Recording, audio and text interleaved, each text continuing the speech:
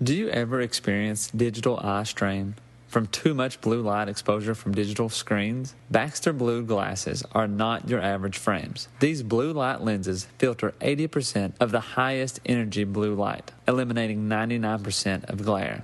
The past year, we've all been glued to our devices more than ever. I know I have, finding history books online, downloading them to my phone, scrolling through posts and finding all the history I can consume on my phone and then some. And that time adds up. Our exposure to digital light has soared, and our eyes and our sleep are suffering as a result. Baxter Blue is also a force for good and provides a pair of reading glasses for someone in need for every pair sold. This is eyewear built for our digital age. And Baxter Blue is giving our listeners 10% off your next purchase of blue light, sleep, or kids glasses. Click the link in our show notes for your exclusive discount. This is the sign you've been waiting for to invest in blue light glasses. We know you will love your Baxters, and we know that you will feel the difference. Have you ever wanted a piece of Kentucky history for your home? We got the perfect place for you. The Tobacco Barn Craftsman makes numerous works of art out of reclaimed Kentucky wood. Like tobacco sticks and horse fences, each piece of wood is marked from the farm it was sourced from in Kentucky. Go to etsy.com/tobaccobarncraftsman or search Tobacco Barn Craftsman on Instagram or Facebook to discover all the great designs they have. They make many designs, more than just Kentucky. They would fit great in any home that wants a piece of Kentucky history to showcase.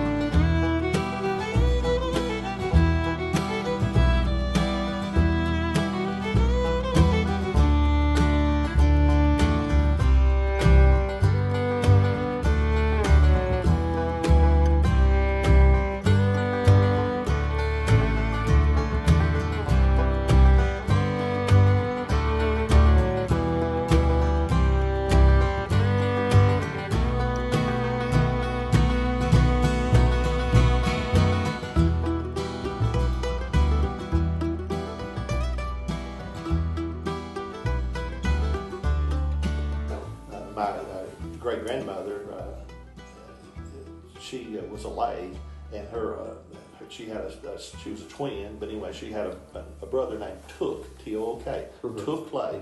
His house still stands about a mile down from where our store was, down on 1781. And he had a sister named Lizzie, and Lizzie and Took, both brother and sister, both taught school. And Uncle Took, as we called him, he was my mother's uncle. He was my mother's great uncle. He's my great great uncle. But Uncle Took, on Saturdays, he and his wife ran somewhat of a taxi system, and they would take people to Crab Orchard. And Mom said he had an old truck, and he would load up people from Broughtontown and take them in the morning, and come back maybe around noontime and get another evening crowd and take them to Crab Orchard, and they would shop. Or maybe his wife would drive, but regardless, one of the two, and they'd take him back. So he did that, moonlighted as a taxi driver. It wasn't really a taxi, but it was a business that they did. And some of his family still live up in that area, And Mom said that when she went to school at Sopas, he was her second grade teacher, which was Broughtontown, he was her second grade teacher. And she said oftentimes he would put his glasses up on his forehead and forget where he put his glasses, because he needed to wear his glasses because he's getting older by this time. And the kids would not tell him, but they were on his forehead. And he would spend 10 minutes looking for his glasses and not be able to find them. So I think that's a cool little story. That's pretty good. Yeah, the kids sitting there quietly giggling, not trying to give it away. So, one of the churches I found that started there in near was Ephesus Baptist Church. And so not like around 1869. Yeah. Any other churches? Like, is that? Well, it started up around that time. Well, you know that in the 1880s, the Jacob Oppenheimer developed the Ottenheim community. He was a land speculator.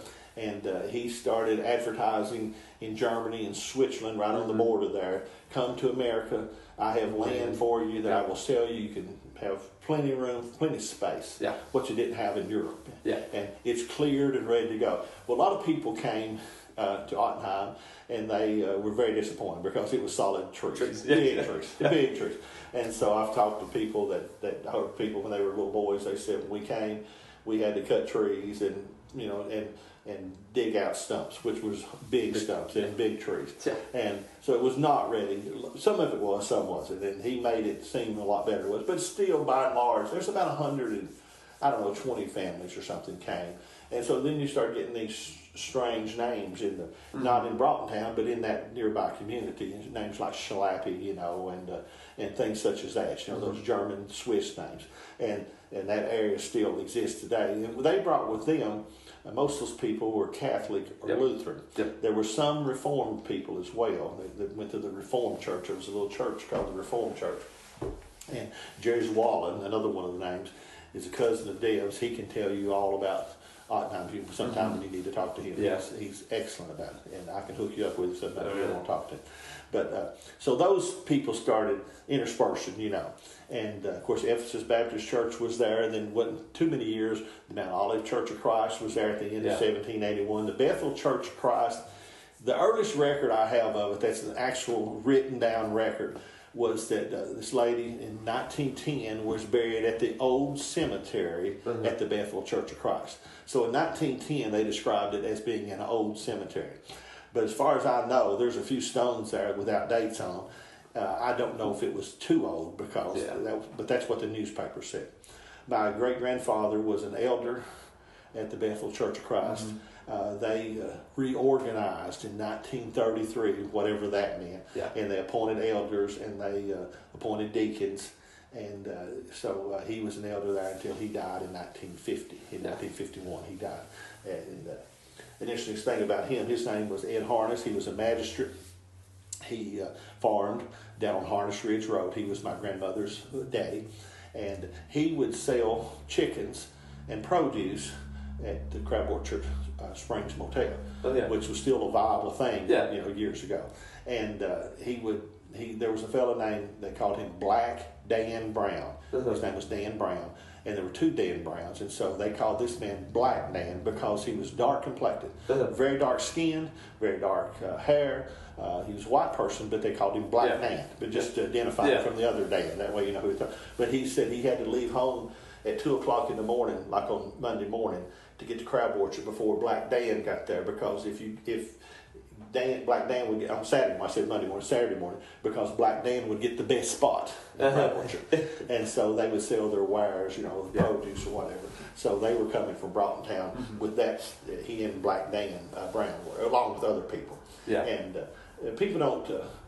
My mother-in-law will be 89 years old in May, and she said on Friday and Saturday nights in Crab Orchard, you could not walk.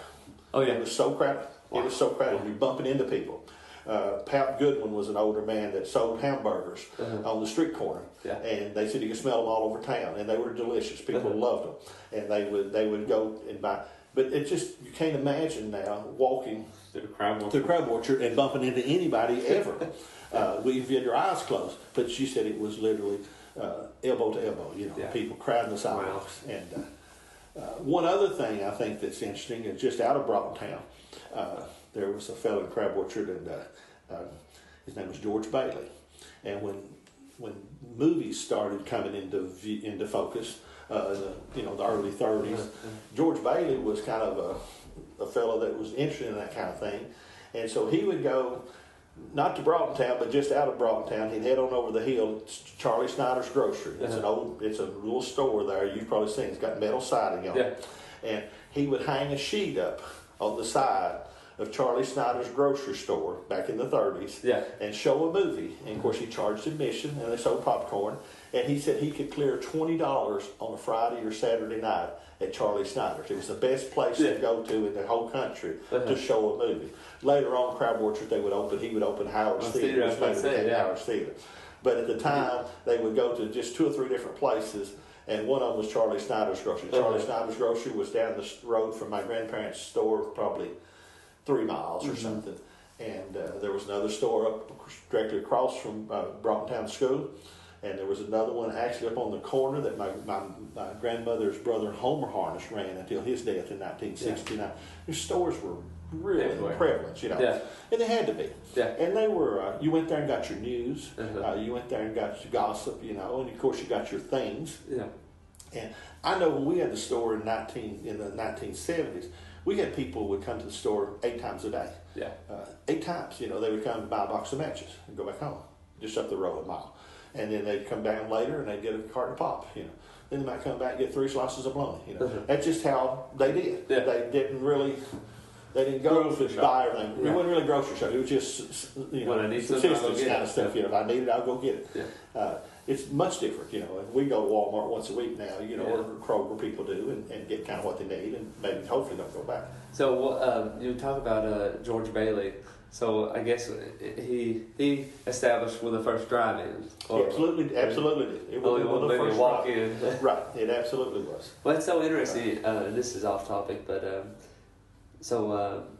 George Bailey, started the Howard's Theater, but then Hamp Howard came in, and he was the deacon to protest, and ended up.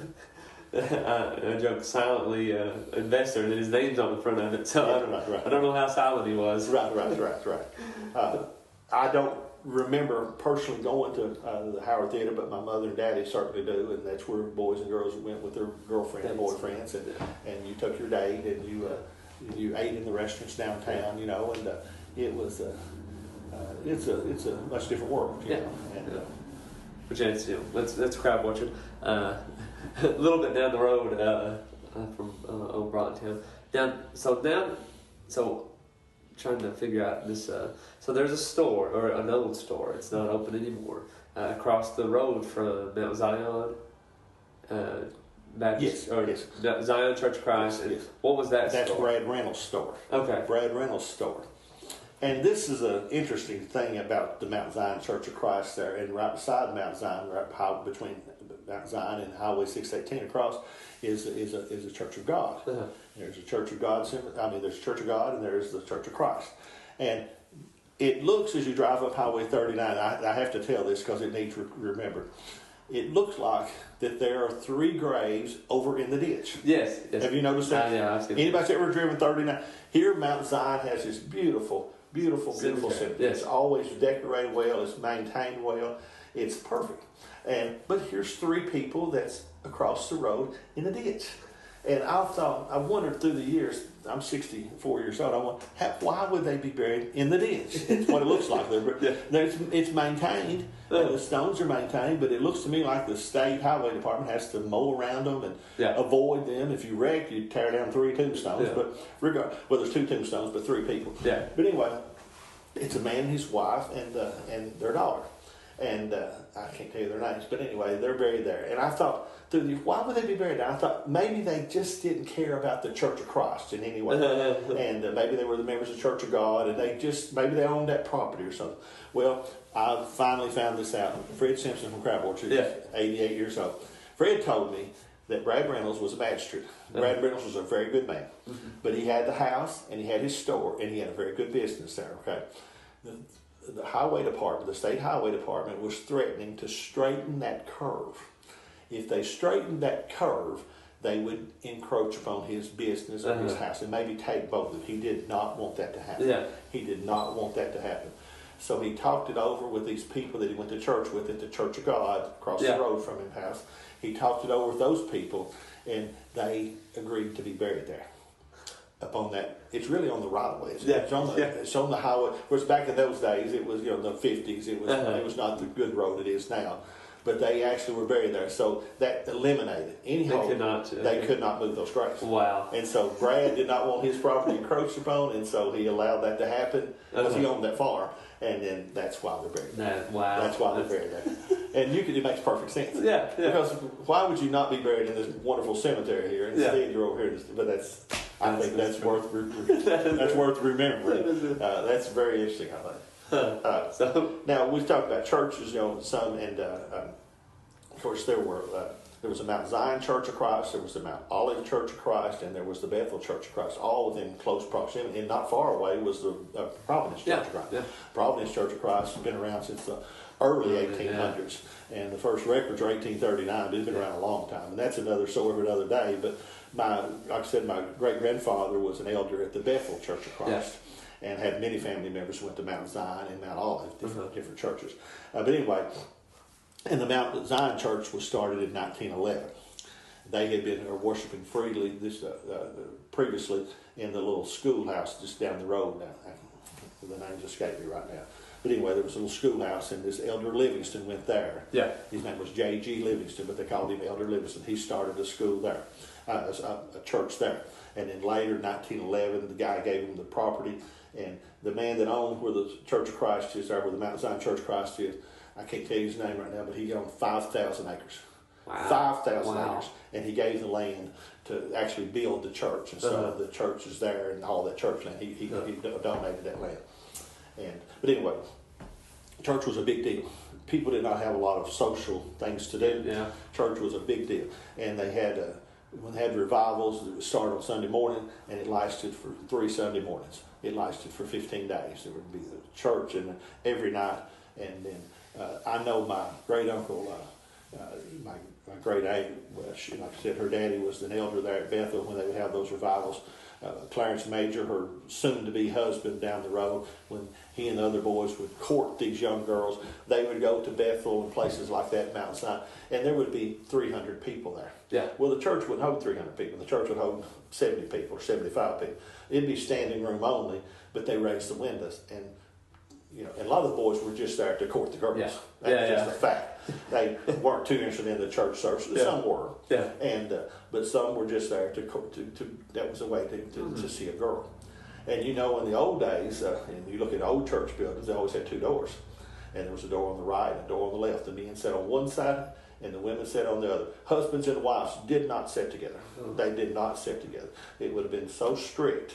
And it had been so quiet, and it would have been so strict, and they had hard benches, and it would have been hard to went to church back then. Yeah. And they did not want any hanky panky, and even with husband and wife, they did not sit together. Yeah. It was very, very serious. This is serious stuff, but I think that's fascinating that you'd have a revival and there'd be 300 people there every night in a small community like that. Yeah. For 15 days, Yeah. That's they would oftentimes have dinner on the grounds. On Sundays they would have a big meal and a big feast.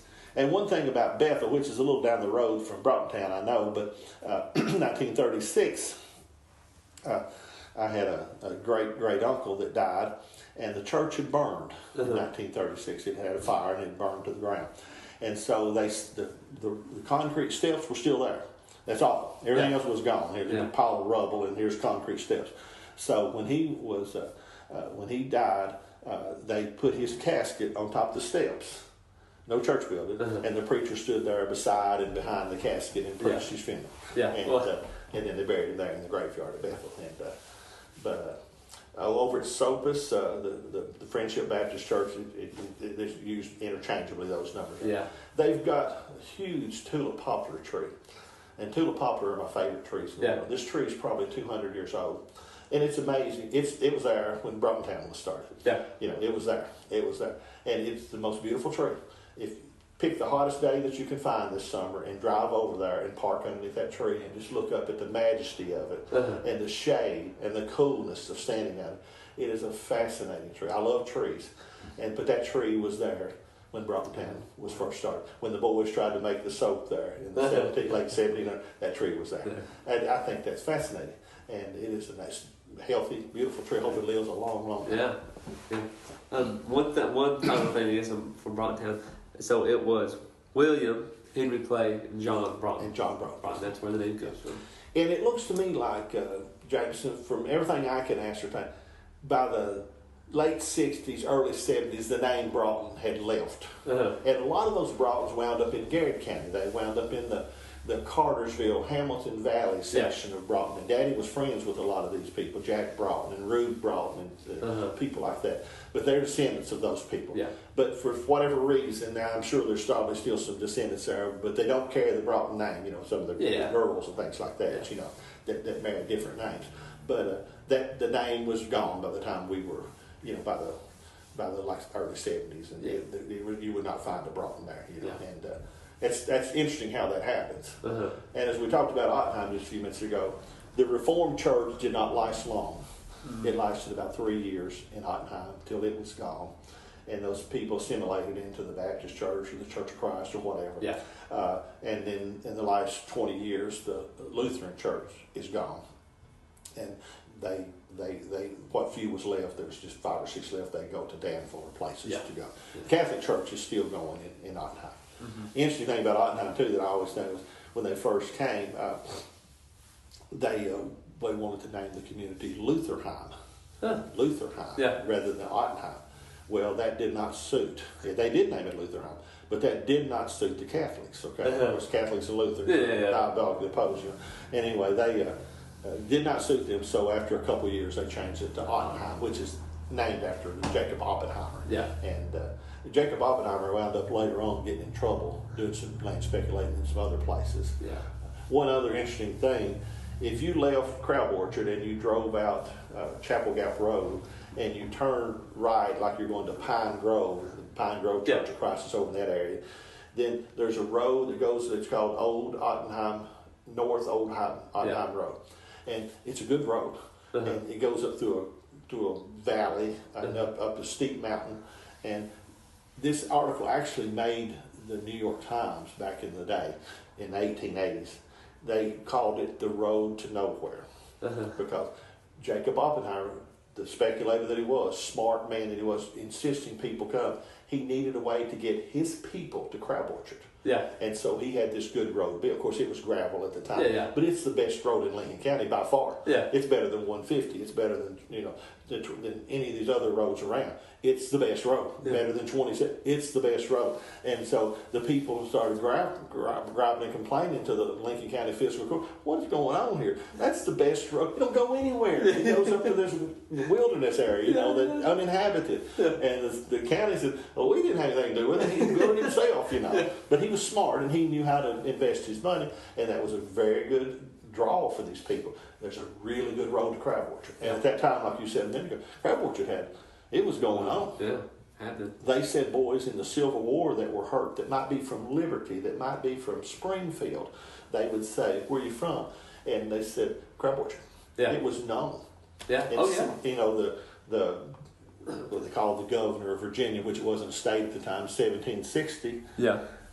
Said we need to build a road to Crab Orchard. In 1760, England, you might as well say. I mean, the governor of wasn't Virginia yet, but it was Virginia colony. Yeah. We've got to build a road to Crab Orchard. I mean, so it was one of the main stops on the railroad. Crab Orchard Springs was booming. I mean, people came there from all over the world. Well, rich people came. I've probably said it before on the podcast here, but Crab Orchard was a bonded station, as in you could get a ticket to anywhere in the country from Crab Orchard. Okay. And anywhere in the country you could get a ticket to Crab Orchard. And there was I read a story that a guy was in California and he wanted a ticket to Lexington, Kentucky, and the ticket master said, "Buddy, I only know of 2 places in Kentucky: Louisville and Crab Orchard." Yeah. I mean, it's incredible. It's incredible. There was a Smith man, I can't think of his name right now, but his brother was Earl Smith, but he was in World War II. Yeah. And he wound up being the right-hand man. He was just a sergeant, but he wound up being with General Patton in World War II. So he's his aide-de-camp or whatever that term is. But anyway, when he first was introduced to General Patton, of course, he's just a little poor guy from Broughtontown. Yeah. But anyway, he said, he told General Patton, he said, "Where are you from, son?" And he said, "I'm from Lexington." Yeah. And he said, "I don't know where Lexington is." And he said, "Are you really from there?" And he said, "No, I'm from Crab Orchard." He said, "Well, I know where Crab Orchard is." General Patton knew where Crab Orchard was, but did not know where Lexington was. That's incredible. Just like you said with the train thing. Yeah. It was a booming place. Mm-hmm. These boys lying wounded in a battlefield somewhere say, "I'm from Crab Orchard," because they knew if they could get back to Crab Orchard, it was just an incredibly active place. Rich people came to Crab Orchard. The fellow that wrote a lot of the nursery rhymes, like Baa Black Sheep, was from Germany. I can't tell you his name. But anyway, he said he was going to, I read an article one time, he was going to move to Crab Orchard. It was the best place he had ever seen in his life. Okay? Wow. That's incredible to me. And I don't know if he ever did or not, but They were just very, very rich and wealthy people. They played polo at crab orchards. They played polo. They had an Olympic swimming pool. I mean, at crab orchards, they played golf. You know, in the 1800s. You know, and I think that's fascinating. It is. And of course, Broughtontown was just up the road a few miles, and so Broughtontown / crab orchards, they intertwined. Yeah. I'll do a little exit, and then we can talk about some of your stories. Again, that's a good little history about Broughtontown, and got into crab orchard a little bit, but that's all right. They're pretty much side by side communities, and a little bit of Ogden too, but some good history here in Lincoln County. I want to thank. I don't know if I even introduced Shelby Roy Hopkins was the provider of the information, I guess. But again, thanks for listening, and we'll see you next time.